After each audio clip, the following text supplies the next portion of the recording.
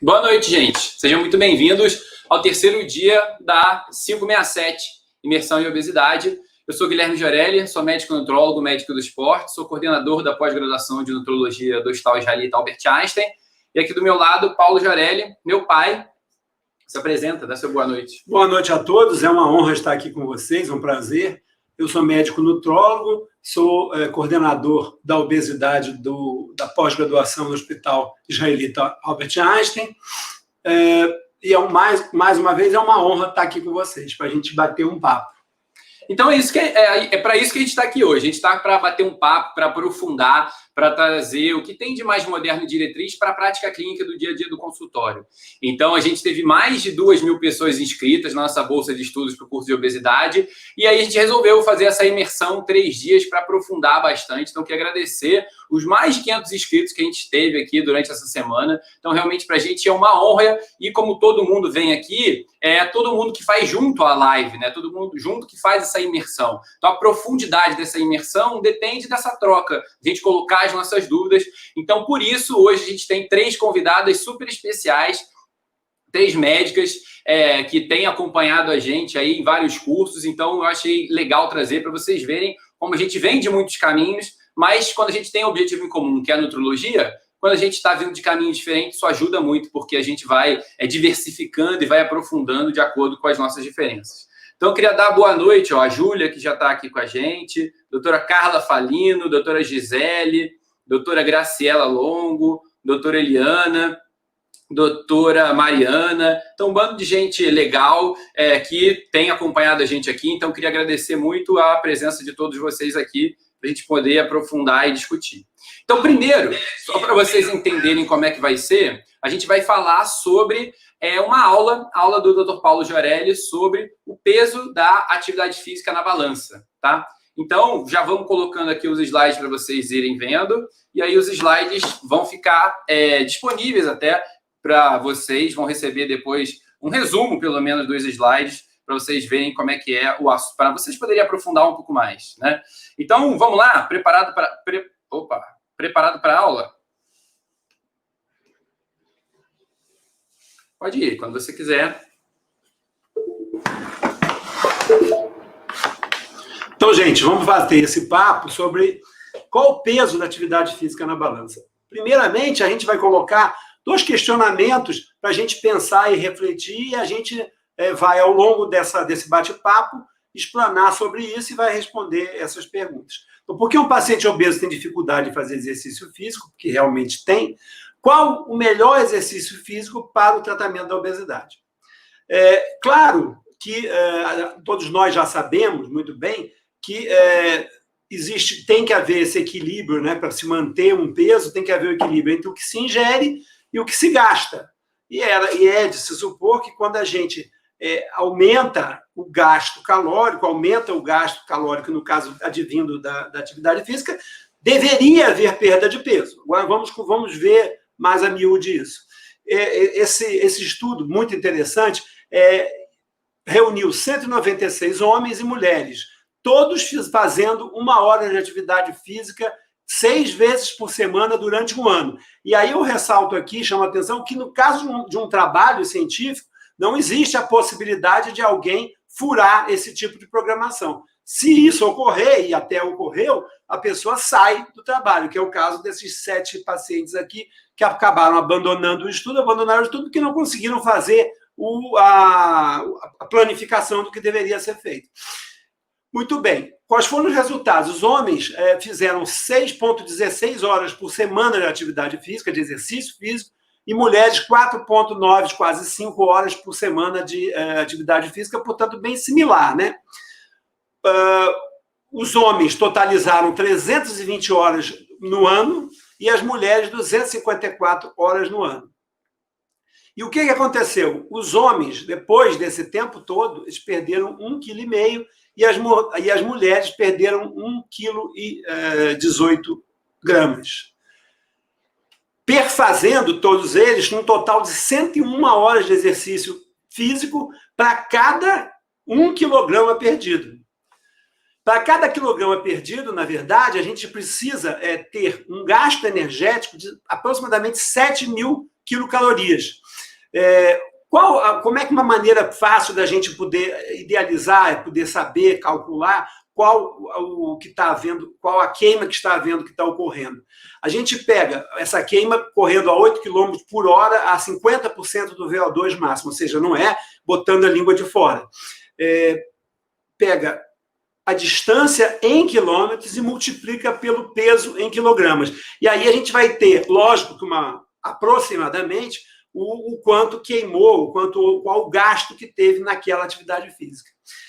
Então, para cada quilo perdido é preciso ter 7.000 quilocalorias. No caso de um homem de 80 quilos, vejam que ele, para queimar 3.497 quilocalorias, ele tem que correr 42 quilômetros, né? Então, um homem de 80 quilos, para poder perder 1 quilo somente, ele deveria ter que correr 2 maratonas por semana para poder correr 1 quilograma. Isso, evidentemente, mantendo a ingesta calórica igual. Se ele mantiver a ingesta calórica igual e só mexer naquela equação que eu mostrei no início, na parte do gasto energético, ele teria que correr, para poder, através do gasto calórico gerado com a atividade física, teria que correr 2 maratonas por semana. Portanto, uma coisa bastante difícil. E, além disso, ele não poderia jamais chegar e dizer, bom, hoje eu malhei, então eu posso comer isso, posso tomar uma cerveja. Não pode, porque se ele ingerir mais, ele vai estar aumentando o outro lado da equação, portanto, desequilibrando a perda que ele viria a ter. Mas existem efeitos da atividade física que são muito interessantes. Os efeitos são separados, para ficar mais didático, em agudos imediatos, ou seja, os efeitos imediatos logo depois da atividade física. Elevação de frequência cardíaca, da ventilação pulmonar, sudorese, efeitos agudos tardios, ou seja, 24, 48 até 72 horas depois da atividade física. Existe redução dos níveis tensionais, melhora da função endotelial e na potencialização da ação e aumento de sensibilidade insulínica na musculatura esquelética, ou seja, o músculo passa a captar glicose de uma maneira muito mais inteligente e maior. E já tem os efeitos crônicos, que são aqueles de longa duração, que são bradicardia relativa de repouso, porque o coração fica mais preparado para manter o metabolismo basal, a hipertrofia muscular, hipertrofia ventricular esquerda, consequente ao exercício, que é fisiológica, quer dizer, não é patológica, e o aumento do consumo máximo de oxigênio, o VO2 máximo, que é altamente interessante. Esse slide aqui está até em inglês, porque foi uma aula que eu dei lá no Congresso Mundial de Medicina Esportiva. Então, vejam bem, os possíveis efeitos metabólicos da atividade física são extremamente interessantes. O problema é que eles duram muito pouco tempo. Os efeitos, as consequências crônicas de uma atividade física são crônicas por 4, 5 dias, não passa disso. Depois disso, esses efeitos caem. Em 5 dias, há uma queda significativa de todas essas consequências benéficas que a atividade física induz, inclusive a captação aumentada de glicose pelo músculo, que é uma coisa extremamente importante que a atividade física causa. A partir disso, então, a gente passou a idealizar por que o paciente obeso tem dificuldade em fazer atividade física e dificuldade em perder peso advindo da atividade física. E aí se passou a ter esse conceito de flexibilidade metabólica. O que é flexibilidade metabólica? Vamos ver aqui primeiro um indivíduo normal. O indivíduo normal, quando está em repouso, o que acontece? A oxidação de ácido graxo aumenta, porque ele está tirando a energia dele da gordura. A oxidação de glicose, ou seja, a captação de gordura advinda da glicose, cai. O estoque de glicogênio dele cai, porque ele está gastando a glicose, tanto hepática quanto do músculo, por causa do fato de não estar ingerindo, né? A lipólise aumenta, porque advindo dessa lipólise que ele vai fornecer os ácidos graxos livres para poder manter a energia dele funcionando, se manter com energia. e a quantidade, o estoque de ácidos graxos cai. Aí, essa pessoa começa a se alimentar, uma pessoa normal. O que acontece? A oxidação de ácido graxo advinda, ou seja, a oxidação advinda de gordura, cai. A oxidação de glicose sobe de uma maneira importante. A captação de glicogênio, tanto hepática quanto a muscular, aumentam mais ainda. A lipólise diminui, porque ele está se alimentando não mais de energia vinda do adipócito, e sim de energia vinda do carboidrato que ele ingeriu naquela refeição. E o depósito de ácido graxo dele, depois que ele pegar a energia daquela refeição, vai aumentar advindo do quanto ele guardou de triglicerídeo que ele ingeriu naquela refeição. Aí essa mesma pessoa fica em repouso. O que acontece? A pessoa está em repouso, mas acordada, a oxidação de ácido graxo aumenta, a oxidação de glicose aumenta, o estoque de glicogênio dele começa a cair. Por quê? Porque ele não está se alimentando. A lipólise aumenta de uma maneira moderada, mas aumenta porque ele não está se alimentando. E o estoque de ácido graxo diminui. Essa mesma pessoa, quando começa a fazer atividade física, o que acontece? A oxidação de ácido graxo aumenta demais, muito. A oxidação de glicose também, ou seja, ele está obtendo energia dele para estar correndo, vindo tanto da oxidação de ácido graxo quanto da oxidação de carboidrato. O estoque de glicogênio cai, porque ele está queimando aquele glicogênio para poder manter aquele movimento. A lipólise aumenta de uma maneira muito importante e o depósito desse ácido graxo cai, porque ele está usando esse ácido graxo para poder fazer atividade. Qual é a maneira correta, mais precisa da gente medir e saber da onde está vindo, de qual nutriente está vindo a energia que aquele indivíduo está queimando? É através da calorimetria indireta. E na calorimetria indireta tem que ser os calorímetros que medem VO2 e que medem VCO2. E aí, através do quociente respiratório, que é o VCO2 dividido pelo VO2, a gente consegue saber se ele está queimando mais carboidrato, quando ele tende, essa conta, essa divisão tende a 1, ou se ele está queimando mais gordura, quando tende a 0,7. E aí a gente consegue dizer, bom, você está queimando predominantemente carboidrato ou predominantemente gordura. É mais difícil, está queimando única e exclusivamente só gordura ou única e exclusivamente só carboidrato. Mas esse fiel dessa balança pende bem para um lado, quando de acordo com o que ele estiver fazendo, pende para queimar mais, para obter energia mais advinda da gordura ou obter energia mais advinda do carboidrato que ele ingeriu naquela refeição. Aí, agora sim, a gente vai ver e vai partir para um conceito que o paciente normal, a pessoa normal, ela tem o que se chama de flexibilidade metabólica. O que eu acabei de dizer, horas ele obtém energia mais advinda da gordura e horas ele obtém mais a energia, ele tem energia advinda da queima de carboidrato. Em repouso, o que acontece? Em repouso, sem estar se alimentando, que nem eu falei anteriormente, aumenta no indivíduo normal muito a queima advinda de gordura. E diminui a advinda de carboidrato, porque ele não está ingerindo. Já no paciente obeso, ou seja, que tem alteração metabólica advinda da doença dele, obesidade, o que ocorre? Ele não fica flexível, ele fica, na verdade, inflexível.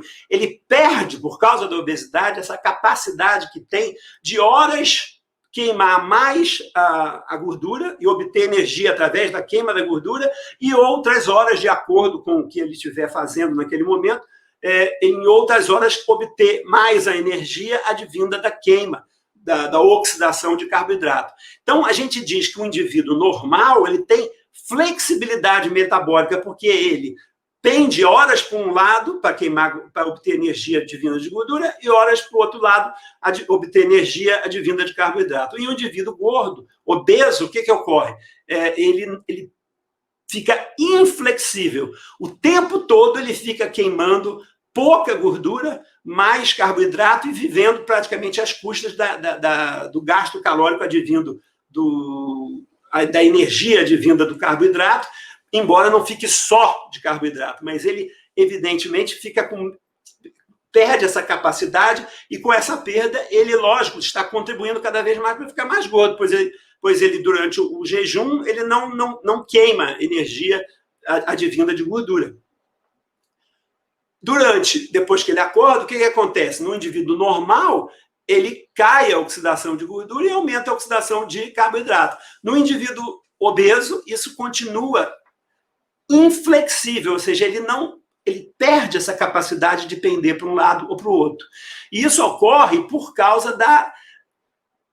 parte por causa da ingesta excessiva de carboidrato, ingesta excessiva de gordura, no caso, gordura e carboidrato, que é o que mais normalmente acontece, né? E isso ocorre desencadeando essa inflexibilidade metabólica. E quais são as patologias que cursam com inflexibilidade metabólica? Vejam que são todas as patologias advindas e correlatas e comorbidades da obesidade. Em primeiro lugar, a própria obesidade, depois diabetes mellitus tipo 2, doença cardíaca, esteatohepatite não alcoólica, que é o passo seguinte depois da esteatose, síndrome de ovário policístico e inatividade física, que é quase que uma regra em pacientes obesos. Por causa dessa dificuldade que eles têm, eles apresentam uma dificuldade maior, uma aptidão menor, de desenvolver atividade física. Então, o indivíduo obeso, ele tem uma inflexibilidade metabólica na qual ele oxida menos gordura no jejum e quando a gente faz uma calorimetria, a gente vai fazer o quociente respiratório, que é o VCO2 dividido pelo VO2, e ele tem uma quociente respiratório maior, ou seja, mais próximo de 1, ao invés do paciente normal, que em jejum vai ter mais próximo de 0,7, ou seja, ele estaria queimando tudo, no indivíduo normal, está queimando tudo, ou praticamente tudo, advindo do tecido gorduroso. No obeso, isso não ocorre, ele fica o tempo todo queimando mais, vivendo mais, obtendo mais energia a partir da queima, da oxidação de carboidrato. E isso acontece por ele ter uma habilidade menor, uma habilidade prejudicada de oxidar o carboidrato durante a alimentação, ou condições que sejam estimuladas pela liberação de insulina, que é o caso, é o que ocorre depois que o paciente se alimenta, que a glicemia sobe e libera insulina.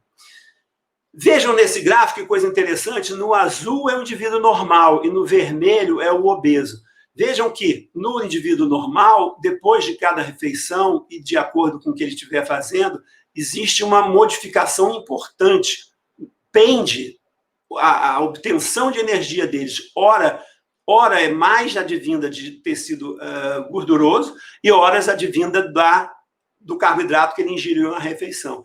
Já o indivíduo obeso, ele fica praticamente sem sair de uma linha em que ele, mesmo após a alimentação, ele não consegue oxidar carboidrato de maneira correta, porque ele fica o tempo todo queimando pouca gordura, ele não tem essa capacidade de usar o estoque de gordura que ele tem, o estoque do tecido adiposo que ele tem sob a forma de triglicerídeo, para obter energia. E, portanto, isso corroborando para ele se tornar cada vez mais obeso, cada vez mais aumentando de peso. E isso ocorre por quê? Porque a mitocôndria, na verdade, ela se altera. Se supor que o indivíduo até nasceu normal, mas com a ingesta excessiva de carboidrato e de gordura, ele acaba, e tem pessoas, lógico, que já nascem obesas, ele já nasce com essa mitocôndria alterada, em que ele tem uma dificuldade de oxidação de gordura. E ele fica o tempo todo com aumento de ingesta de gordura e de carboidrato, que altera de maneira quantitativa e qualitativa, mas principalmente qualitativa, o tipo, a fisiologia da mitocôndria dele.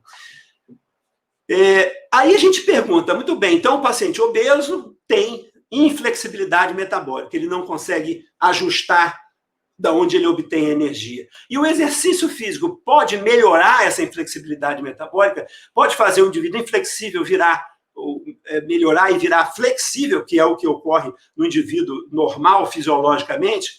Pode. Vejam que, de acordo com o tipo de atividade física, ele vai, no caso de um sprint interval training, ele vai aumentar a qualidade da mitocôndria dele.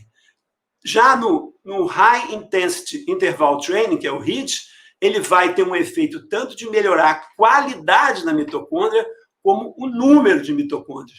E já um treino long e slow, quer dizer, longo e lento, ele vai aumentar mais o número de mitocôndrias. Então, o que seria ideal para um paciente gordo, para um paciente obeso? Associar os dois tipos de exercício, o High Intensity Interval Training, com fazer alguma atividade de longa e lenta. Então, de todos esses dos três que a gente apresentou, qual que consegue ter e desenvolver uma fisiologia melhor, tanto na qualidade quanto na quantidade de mitocôndrias? É o High Intensity Interval Training. Isso ocorre por quê? Porque quando ele cicla horas de muito exercício físico, de muita intensidade, e aí o VO2, o gasto calórico dele fica muito intenso, ele associa isso com horas de relativo repouso. O que acontece? Aumenta a vascularização no tecido adiposo, aumenta a vascularização que vai estar indo para as mitocôndrias e elas ficam mais preparadas e até em maior número para o indivíduo passar a fisiologia dele a ser capaz de mutar e de pender horas para um lado e horas para o outro, que é o que ocorre no indivíduo normal. Então, gente, quais as mensagens que a gente tem que ter, que a gente quer passar para vocês, para que vocês levem para casa para pensar? O impacto do exercício físico no peso, sem dúvida nenhuma, é super valorizado pela população e super valorizada por até alguns médicos, que é aquilo que eu sempre falo para meus pacientes. A gente nunca pode chegar e achar que vai chegar para um paciente e dizer, olha, faça mais atividade física, procure comer menos, e ele vai conseguir fazer aquilo, porque, na verdade, aquilo ele já sabe, a maioria dos pacientes já sabe. Então, ela é muito supervalorizada. As pessoas pensam que só fazendo atividade física elas vão conseguir perder peso, e, infelizmente, isso não é verdade. A alimentação, ou seja, uma dieta hipocalórica, é que vai ter uma importância muito, muito, muito maior para fazer com que o indivíduo perca gordura. Perder gordura que é emagrecer, não perder peso, né? Entretanto, não existe nada mais saudável para o nosso organismo, tanto de efeito imediato, quanto de efeito imediato, vamos dizer assim, imediato mais tardio e crônico. Não existe nada melhor do que a atividade física para nos fazer ter um organismo que funcione de uma maneira fisiológica normal. Então, uma colocação que eu sempre falo para meus pacientes: qual a melhor atividade física para fazer? Eu digo sempre, você tem como perder sem fazer atividade física? Tem, mas por que não deve fazer isso? Porque você não tem capacidade, se você não fizer alguma atividade física, de perder e manter o peso perdido. O exercício físico é a única coisa que vai ajudar o nosso paciente a perder e manter, a conseguir manter o peso perdido. Então, eu sempre digo, qual é a melhor atividade física para você fazer? A que você mais gosta. Mas a maioria dos pacientes obesos não gosta de atividade física nenhuma. Então, eu digo, você escolhe a que você menos detesta e faz se você não quiser engordar de novo. E lógico que ninguém quer perder e engordar de novo, porque é muito chato. Agora, a gente sabe que isso faz parte da vida de um paciente obeso. E a gente sempre lembra isso, a gente tem que estar lá sempre para apoiar o paciente. Então, se ele der um deslize e aumentar de peso, a gente tem que estar lá para brigar com isso. Muito obrigado pela atenção de vocês. Faltou a frase de impacto aí, então, né? Que exercício é aquele que você tem que fazer o que você mais ama ou que você menos detesta, né? Mas tem que fazer, não tem como deixar de fazer.